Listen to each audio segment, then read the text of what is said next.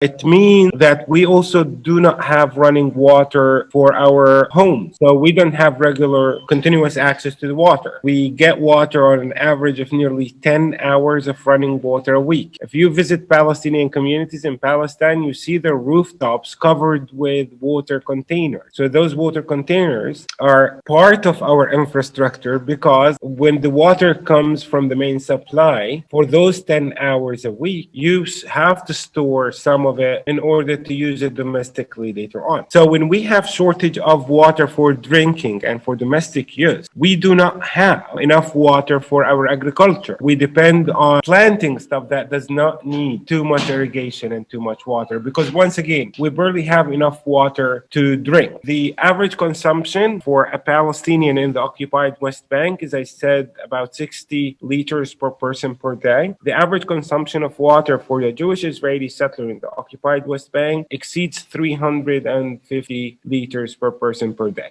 And it's the exact same water managed by the exact same water company. There's a funny thing that the head of the Israeli Water Authority once said that Palestinians have problem with water because they have a primitive water network. But guess what? Our primitive water network works every time there is water in it. The issue is not about how primitive or advanced our water network is. The man whose hand is on the water tap opens it for some, closes it for some.